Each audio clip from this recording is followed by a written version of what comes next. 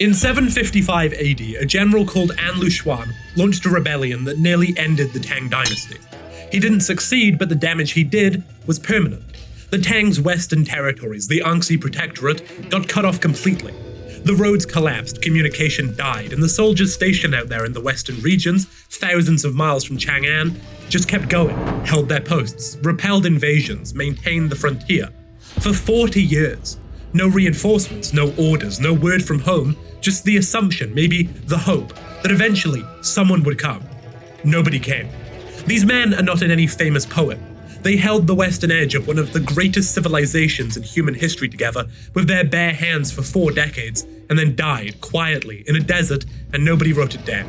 That's not a game premise, that's what actually happened. And it is the historical backdrop that Where Winds Meet decided to build its biggest expansion around. Show my face! Right, so Where Winds Meet. Wuxia, loosely translated as martial arts hero, is what happens when you cross a period drama with a superhero film and then add philosophy. Sword fighters who can run across water, ancient martial arts schools with techniques passed down through blood oaths, political conspiracies involving emperors and assassins, and wandering heroes who are technically outlaws but morally correct about everything. It's a genre with its own complete set of conventions. The righteous lone wolf, the hidden master, the corrupt official, the brotherhood that ends in betrayal. It's been producing novels, films, and TV shows in China since roughly forever, and most Western audiences know it through stuff like Crouching Tiger or Hero. Where Winds Meet is, at first glance, absolutely one of those. White-haired villain, butterfly-controlled zombie army, stolen imperial jade, secret factions, all the furniture. It plays the genre completely straight. But here's where it gets interesting, and it's what the game actually chooses to care about. Because the stuff it puts real craft into, the thing it keeps coming back to expansion after expansion, isn't the white-haired villain or the political conspiracy or the martial arts hierarchy. It's stuff like an old man carrying a bag of seeds across a desert, a family digging a well for 100 years, a musician who's never been to Chang'an writing a letter home, 2 people walking into a banquet they know they won't walk out of. Where Winds Meet is obsessed with the people wuxia usually ignores, and that tension between the genre it's operating in and the story it actually wants to tell is what makes it worth talking about. The game is also, and I want to establish this before we go any further, absolutely stunning. Like visually it has no right to be this good and also free. The environments look like someone took a Tang Dynasty ink painting and then figured out how to render it in 3 dimensions without losing what made the painting worth looking at. The combat is fluid in this way where you feel like you're actually part of a wuxia film rather than just pressing buttons at things. There's a weightlessness to the movement that makes just running across a rooftop feel deliberate. I keep stopping to look at things, it's a real problem.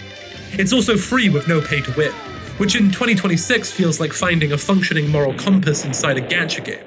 I didn't expect to enjoy this as much as I do. But we're here for the story, and it starts with a stolen baby and a man accused of killing his own father.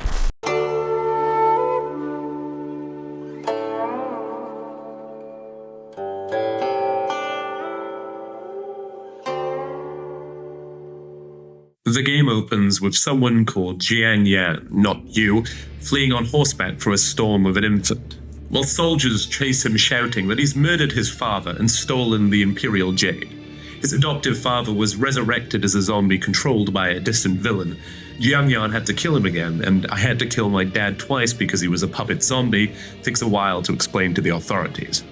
He fights a boss. The boss loses. He gets back up, stabs his ally, and as he dies, a butterfly detaches from his corpse and drifts towards a distant white-haired figure sitting on a statue with a panther. That's your main villain. The game then spends the next 40 hours refusing to tell you his name. Butterfly-powered menace, man on statue? Dunno, but we move on. The baby was you, and 16 years pass. You grow up in a village called Heaven's Pier with Uncle John, the swordsman from the prologue, now pretending to be a retired farmer, and Aunt Han, the innkeeper. A masked assassin steals your jade pendant.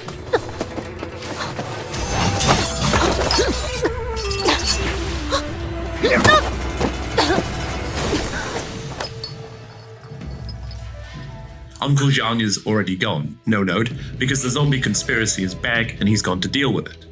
Then Yi Dao shows up, Killer Blade, best character in the game. His opening line is, "I was born to hate, but you must pity me," which is the most aggressively miserable introduction anyone has ever given. He was sent by his dying mentor to find Aunt Han, who, it turns out, runs a covert spy network beneath the inn, and was the former lover of Yi Dao's dead mentor, for whom she'd been setting aside 1 jar of wine every year at the village banquet in case he came back. Yi Dao tells her he's dead. She orders every jar poured out, doesn't say a word, just does it. That's the whole scene. Years of private hope poured out into the lake. The village then gets attacked later that night. Ruby, your childhood friend who you'd literally tied up to keep safe, slips her restraints, runs to high ground, and raises the red cape you gave her as a guiding flag for the villagers trapped in an illusion. The first arrow shot at her kills her horse, and Ruby is still there holding the cape.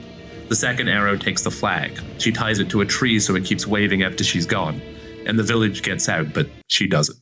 The local storyteller watches this happen and vows to write it down. "I'm just a humble man with nothing but my voice." Ruby spent her whole life wanting to be a Jinghao legend, and she gets her wish. Posthumously, but she does get it. The game really commits to the bit. Yi Dao, Killerblade, dies in the cellar minutes later, and he shoves you into a side passage in what seemed like a final stand, and he takes the blade to the chest, hurls his torch into the barrels of wine, the same wine that Aunt Han had been saving for a dead man. The outlaw who spent his whole life scoffing at heroism becomes one by torchlight, using a dead man's wine as his weapon. His last thought, the game tells you with cruelty, was of sharing a jar of it with the same dead man. The village burns, but the protagonist has a direction to walk, and not much else.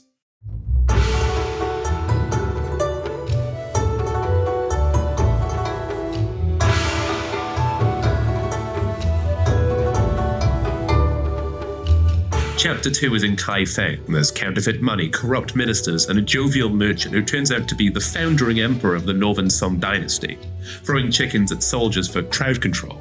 It's genuinely great, and the game is free, so you should definitely go play it rather than listen to me explain it. But what matters is where it ends up. West, into the desert, into the old Silk Road, into Hexi. The previous maps are a bamboo river valley and a bustling Tang Dynasty city. Alive markets, people everywhere, noise. Jade Gate Pass is none of that. It's a proper desert. Dunes that go on till they blur into the sky, camel caravans picking their way through sand that swallows footprints the moment you take them. Ruins of courier stations that nobody works at anymore. Mirages that make you genuinely unsure if the oasis ahead is real. Jade Gate historically marks the furthest reach of Chang'an's authority, where the Tang homeland ends and the western regions begin. Beyond it, everything is foreign. And for 40 years, the Anxi army maintained that border, held the gate, waited for orders. The silence here isn't an aesthetic, it's the specific quiet of a place that used to matter to someone but doesn't anymore. A frontier the state walked away from and left everything behind it. There's a moment early on where you crest a dune and the camera just opens up. And it's not the pretty kind of open. There are no landmarks, no waypoints screaming at you, just sand going in every direction and the faint shape of something that might be ruins or might be a rock formation, and you genuinely can't tell. I've been to Japan twice and driven across some genuinely empty stretches of road, and I've never felt the specific smallness of this. A desert in a video game made me feel small. That is certainly new. The ruins of the courier stations are the specific point that gets me. There are message boards still up, schedules, duty rosters for people who have been dead for God knows how long. The administrative infrastructure of an empire that forgot this place existed, preserved in the sand, like someone filled the paperwork and then the building collapsed on top of it. In scrolls, in memories, in the places where ordinary people left marks, the desert is slowly covering over. I mean, there are technically some people at some of the stations, but it doesn't work for the poetic wax if blah, blah, blah. But the biggest of these is called Burlap Sack. You find a scroll, open it. The game transports you into a dead man's memory. You experience his final days by retracing his steps, the memories surfacing because you're standing in the same places he stood. The dead man is Liu Sanyan, former Chang'an stablemaster. In-game status, deceased. Nicknamed Burlap Sack after the cloth bag he carries everywhere, even when it's costing him everything to keep hold of it. He needs to reach Blackwater Station, but there's no money, no companions, and definitely no status. Nothing working in his favor except the fact that he hasn't stopped walking yet. He latches onto a merchant caravan. the guide, Handlebar Hu, who has the energy of every shady travel operator you've ever been ripped off by, who extracts every coin from him, just for the privilege of walking behind the camels. First night in the desert, Liu overhears the caravan planning to reroute away from Blackwater. He asks every single member to reconsider, one by one, but every single one says no. His mission isn't their problem, it's not necessarily cruelty, it's just practical. Collective self-preservation versus one old man's purpose. And purpose loses. The beat lands differently when you can't even really frame it as the wrong choice. And then there's bandits, a canyon ambush, simultaneous sandstorms. The bandits find a Dali coin on Liu, marking him as an Hexi army courier, and inexplicably let him go. The caravan uses this to expel him entirely. As everyone rides away, one caravan hand, Zhao Lian, doubles back and hands him a single water skin. A water skin. It's the most that anyone manages. Then a fox steals it. He falls chasing it. The sandstorm heads. Vulture creatures hunt him across the dunes. The game models his age. He trips, falls, gets back up, falls again. As he makes for the nearest shelter, he collapses outside it, alive by the narrowest possible margin. He wakes in a hidden cave community. Two siblings rescue him in a tunnel. A fox bites one of them, and they chase it behind a rock. And there's the cloth pouch. The fox that robbed him in the sandstorm has been following him the whole time. The game opens the pouch. These are cotton seeds. 大骡子, Brother Chen, seeds. And inside is cotton seeds. You've spent 5 quests watching this man get robbed, abandoned, starved, nearly murdered. You've watched him fall over constantly. You've watched him shout at the sky in despair. You care about him in the way you care about someone you're rooting for, but you're not entirely sure why. And then the reveal is seeds. It's mundane, quiet even, and then just agricultural. I want to sit with that for a second because I think the game is doing something quite specific with the order of information here. Cotton wasn't native to the Chinese Central Plains. It came from the western regions, the exact territories the Yangtze army had been defending for 40 years. Getting those seeds to Chang'an meant warmth, clothing, a viable agricultural future for Hexi as a place people could actually live. The Dalai coin marks Liu as the last surviving courier of that army, a force that waited 40 years for orders that never came, whose final mission before the fall was to deliver these seeds home. He was carrying the material possibility of this frontier's survival, but he just looked like a confused old man with a bag. The reason the reveal lands the way it does, the reason Seeds is a gut punch rather than an anticlimax, is that the game made you care about the man before it explained the mission. By the time you understood what he was carrying, you've already watched someone die for it. The emotional logic is backwards on purpose. You're crying before you know why. But then the ending. Liu reaches Blackwater Station, arrives at the gate full of whatever counts as hope at this point, watches the courier there get stabbed to death as bandits overrun the station, survives the subsequent chaos, finds Handlebar Hu, the guide who extorted and then abandoned him, hiding in the wreckage, who immediately tries to kill Liu and take the seeds for himself. Hu gets killed by the bandits while clutching the stolen pouch. It's poetic in a grim way. Liu retrieves it again, and he finds Zhao Lian among the captives. Go home. The cutscenes that follow is, look, I'm not just going to describe all of it because I think you should experience it, but I'll say this. The framing device returns. You're back in the scroll, back in the painting. You are the wanderer, looking at the last few brushstrokes of a dead man's story. And what the game shows you isn't triumph. It's not a statue or a ceremony, or anyone acknowledging what Liu Sanyang did. It's just evidence that it happened, that the seeds existed, that they got somewhere, whether they took root or not. The game leaves deliberately ambiguous, which is exactly right.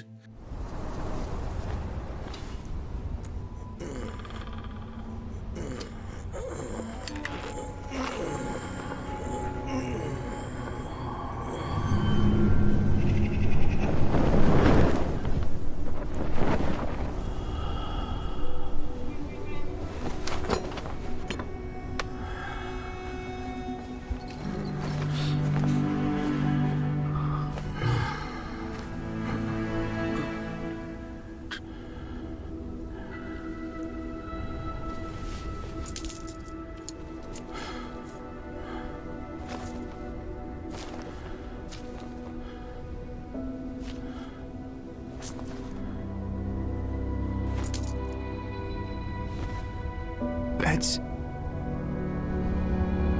This coin, it's marked the 15th year of Dali. But Dali, there ain't no 15th year.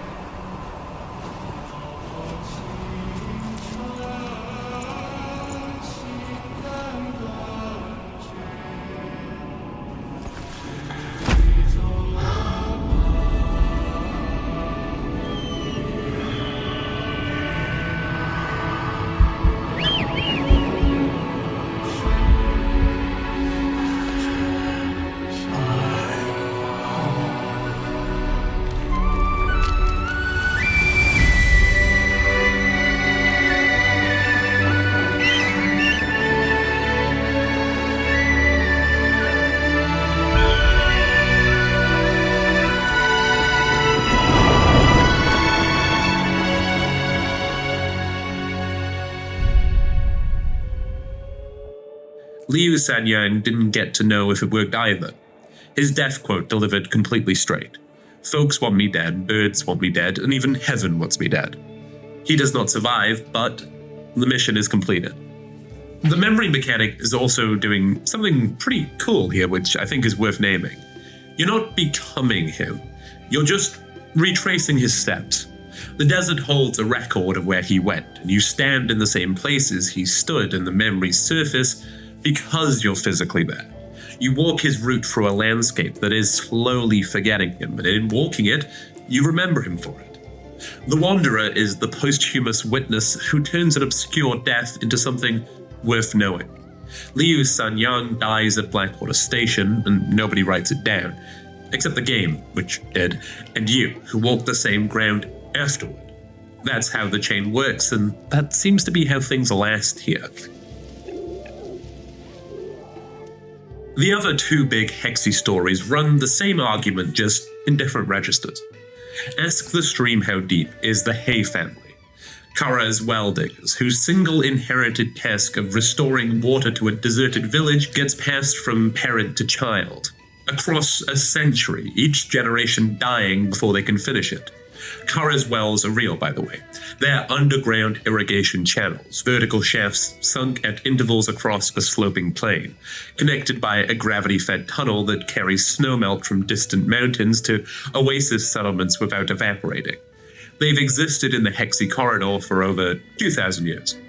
Every Kara's is a monument to the people who died building it, collapsed shafts, miners who didn't come back up, families who waited at the entrance and then stopped. The quest takes you into one of these wells. You physically descend using a time rewind ability to restore collapsed scaffolding and bridges, literally reanimating the unfinished work of dead miners as you go. Ghostly silhouettes replay the history around you. Arguments over whether to keep going after another cave-in. Families watching the entrance. The grief of people waiting for someone who is already not coming back. At the bottom, you sit beside two past well diggers and listen to their final conversation. Decades of work, generations of work, and we still can't win against the heavens. My daughter's still out there. She'll come fetch this lamp, and she'll keep on digging. Then water trickles down from above. He UQ, who died in the last collapse decades ago. His daughter, he'd send the oil lamp up to signal water found.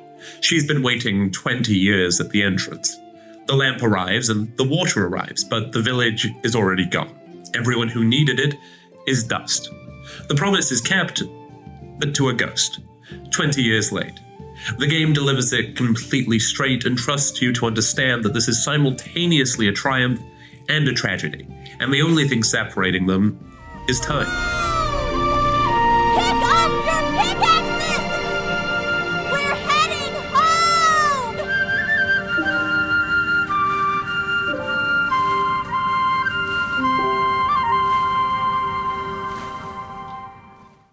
Liang Zhao Melody is the Hexi's chapter literary trick, and my personal favorite of the three. It's built around a real Tang Dynasty poem, the Liang Zhao Sea by Wang Han. Grape wine in luminous night-glowing cups. The Pippa on horseback urges us on. Laugh not if we lie drunk on the battlefield. Since ancient times, how many ever returned from war? There's a lavish feast, music playing. The knowledge sitting underneath all of it that most of the people at the feast are going to die. But they choose to drink anyway, because what else do you do when the desert is right there and this might be the last good night? The central character is Lian Daozi, sulky musician, found hanging upside down from a tree at the very start, which is just an outstanding way to introduce a character. He's heading towards Chang'an carrying a cart of music scores and letters. His whole life organized around a city he has never actually visited. Chang'an is where his grandfather said the family came from, so he spent 45 years going home to somewhere he's never been, which is one of the more devastating character setups in the game if you let it land. He shelters from a sandstorm in an abandoned inn. A tattered account book, damaged drum, dust-covered bull. He sits down, starts writing a letter, and crosses through a light gate. The inn is suddenly full of people. Music, wine, dancing, a feast in full swing. Exactly as Wang Han described it. Warmth and noise in the middle of a desert that will kill you. Lian talks to musician, comforts a young man in distress, picks up a pepper. The night goes on. Then he wakes up, and the inn is empty again. Room to room, he finds what everyone left behind. They were obviously ghosts. The inn is haunted by centuries of travelers who sheltered there and didn't make it out of the desert. Merchants, soldiers, musicians, people with no names the game gives you. The feast was all of their last nights, overlapping, a collective hallucination of everyone who stopped here on the way to somewhere they never reached. Lian finishes his letter, and the quest ends with him walking towards a home he'll probably find is nothing like he imagined. The rewards the game gives you are called Lingering Melody. The song persists even though the singer doesn't. The feast happens long after everyone at it is dead. The music plays in an empty inn. Home is the thing you carry, a song, a memory, a name you kept saying until you got there.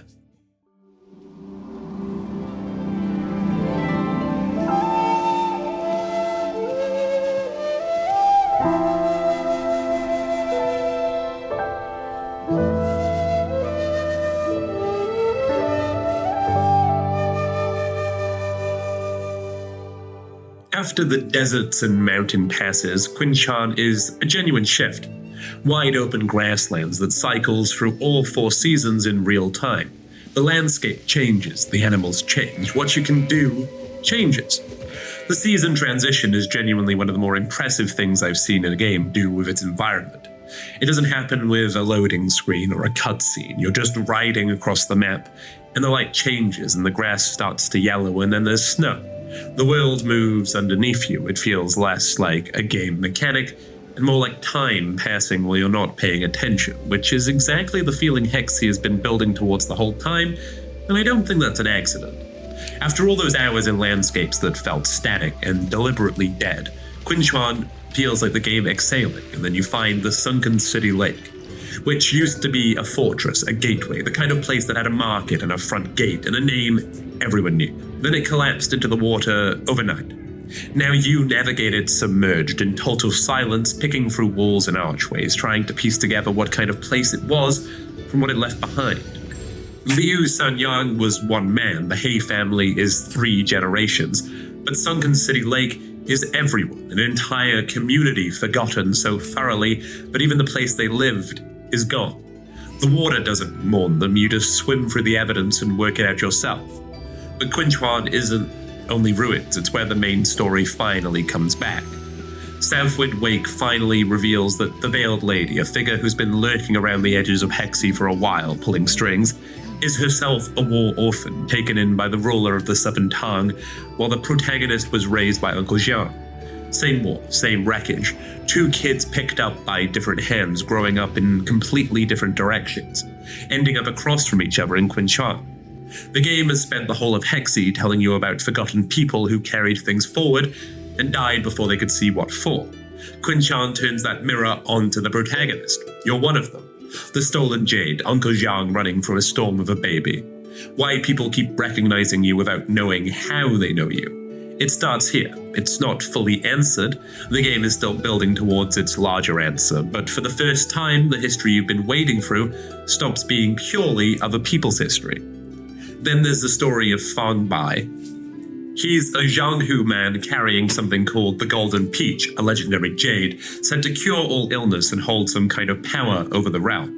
He's cornered at Peach Grove Pass by a prince who's invited warriors from across the land to seize it. Fang Bai walks into the banquet anyway. He's there for revenge, not survival. He knows what's going to happen. But what he doesn't know is that his partner Lan Ao has already gone ahead of him and disguised herself as him to die in his place. Both die anyway. The pass catches fire, and in the aftermath, Lan Ao's father, a man who spent years compromising everything he has to pay for his daughter's illness, who served a court he hated because he had no other choice, uses the last of what he has left to get the Golden Peach Act. He hands it to you and accepts whatever comes next. 3 people who all knew exactly how it was going to end, and they all acted anyway, because the peach had to get through, and someone had to be the one to carry it, and they decided it would be them. That's the through line Qinchuan is drawing. Burlap sack the Kara's wells, the ghost feast at the end. The city at the bottom of the lake, Fang Bai and Lan Ao. The game keeps returning to the same people, the ones who walked into the dark knowing they probably weren't coming back. Not for glory, but just because the thing needed doing, and they were there. Most games that engage with historical tragedy use scale. Empires fall, generals die, cities burn. The emotion comes from the magnitude of what's lost, how big the thing was before it wasn't. Hexi goes the other way entirely. The Yangtze Army's 40-year vigil is genuinely extraordinary. Thousands of soldiers cut off, holding a frontier by sheer stubbornness with no orders and no help. That is inherently cinematic material. The game has it, uses it as backdrop. And in front of that backdrop puts one old man with a bag of seeds, 3 generations of a family with an oil lamp, a musician writing a letter to a city he's never seen, 2 people walking into a banquet they know will kill them, a city at the bottom of a lake. Because every dynasty falls. The tragedy isn't the dynasty. The tragedy is the people the dynasty forgot it had, the ones maintaining things in the dark because the job existed and someone had to do it. And there was no audience and no recognition, and the state had already walked away. The memory mechanics make this land in a way cutscenes alone couldn't quite cut it. You're not watching Liu Sanyang, you're walking his route, standing in the places he fell and got back up, descending the same shaft. He Yoku descended before the caves collapsed, swimming through the ruins of a city that had a front gate and a market and is now silt and silence. The game makes you a witness, and witnessing, it argues, is how things last. Ruby gets remembered because the storytellers stood there and watched. Liu Sanyang gets remembered because someone walked his ground afterward. The sunken city gets remembered because you swam through it. Fang Bai and Lan Ao and her father get remembered because you carried the peach they died to protect. All of it ends the same way, unresolved. The Karas gives water to a ghost village. Liu dies at the station he spent everything to reach. A city sinks and nobody writes it down. 2 people die at a burning banquet and a painter is handed the last hope and told to run. The mission is completed, the person is gone, something gets planted that someone else will harvest somewhere, eventually. Civilization, the game's quiet argument, is inheritance. Purpose passed from hand to hand across time, each person carrying it as far as they can, and then falling, trusting that someone picks it up. None of it looks heroic from inside it. It looks like an old man walking through a sandstorm, a woman digging in the dark for 20 years, a musician finishing a letter. The white-haired man with the panther, unnamed still, operating at a distance through proxies and puppets. The game has spent 40 years accumulating the names of everything he tried to erase and everyone who refused to go quietly. The Yangtze soldiers, Liu Sanyang, He Jin, Lian Daozai, Ruby, Yi Dao, Fang Bai, Lan Ao, the people of the sunken city. The answer to him is that some things don't erase. Cotton seeds in desert soil, water at the bottom of a well, a song in an empty inn, a city still legible under the water, a golden peach still in someone's hands. Where Winds Meet is a wuxia game. The heroes it's most interested in are the ones the genre forgot to write down. Qinchuan is out right now, and it's the best time to play this. You can jump straight in at the required level without finishing the previous maps. Desert to snow to a map that changes season around you, 3 new side stories, new bosses, and the main story finally starts answering what's been dangling since the prologue. Free outfits through in-game events right now. Where Winds Meet is free on PC, PS5, and mobile. The link is in the description, and this video was sponsored by Where Winds Meet. Thank you so much for watching.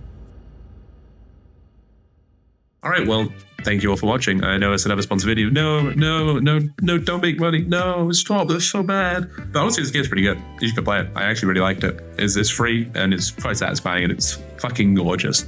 Sorry if the audio sounded weird. I'm currently recording in a bathroom like 300 miles away from where I am, so here's what it is, really. Gotta get done. Grind never stops. But yeah, not much to say.